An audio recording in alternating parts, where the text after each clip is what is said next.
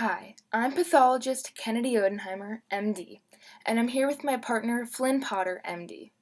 Today we will talk about Albert Sussy, who has stage 1 basal cell carcinoma.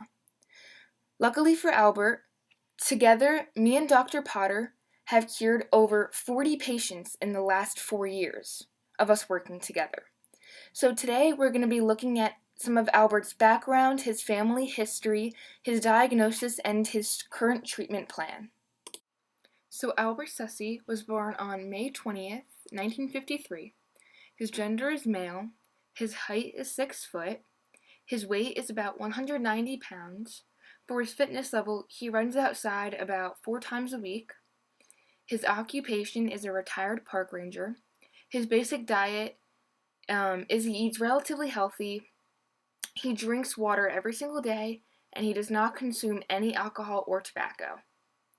His hobbies include playing golf and going to the beach with his grandkids every weekend. Albert's grandma had melanoma many years ago, but she was treated and had a full recovery.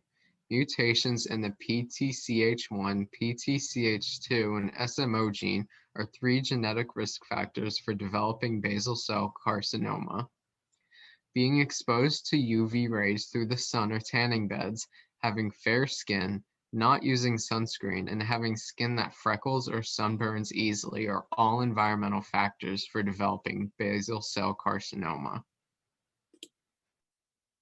So some symptoms that Albert was experiencing is an abnormal large raised brown spot on his scalp.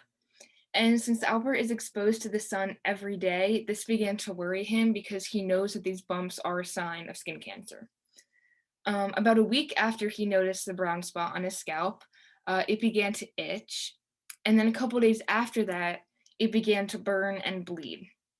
And it started burning like occasionally, and then it started bleeding when it was directly exposed to sunlight.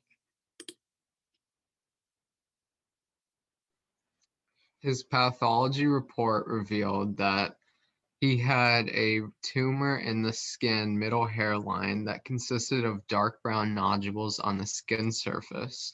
The nodule cluster measured 1.4 centimeters long, 1.2 centimeters wide, and had a depth of 1.1 millimeters approximately. Following the biopsy results, removal surgery is recommended to halt further invasion to lymph nodes and bone. So this is a picture of a histology of basal cell carcinoma. So as you can see, it's not quite on the layer of the skin, but it is slightly below it. And the white outside of it and inside, all of that is the tumor. We diagnosed Albert with a malignant basal cell carcinoma. The tumor had a thickness of 1.1 millimeters, a width of 1.2 centimeters, and it was 1.4 centimeters long. Judging by the size being less than 2 centimeters, it appears as stage 1. We collected blood work and small tissue sample, and the lab reports came back to show abnormal cell growth. Thankfully, it is yet to reach the lymph nodes. It has a shallow depth of invasion, and there's no perineural invasion detected, and we recommend removal surgery.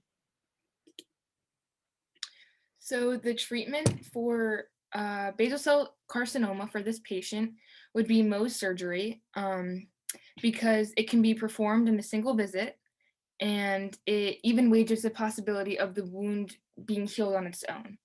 So Mohs surgery involves the doctor removing the tumor and a very small margin of tissue around and beneath the tumor site. The doctor will then examine the tissue under a microscope to see if cancer cells remain. And if cancer cells remain, the doctor repeats the removal process until there are no cells detected. Mohs gives the patient the best outlook of all different treatment options, and the success rate is up to 99% of tumors treated for the first time. A clinical trial that has been seen for basal cell carcinoma is laser surgery. Laser surgery for basal cell carcinoma is not yet FDA approved, but it is often used as a second option if the removal surgery does not work. So laser surgery is when powerful beams shine light at the tumor to vaporize or destroy it without destroying the surface of the skin. And yeah, thank you. Thank you.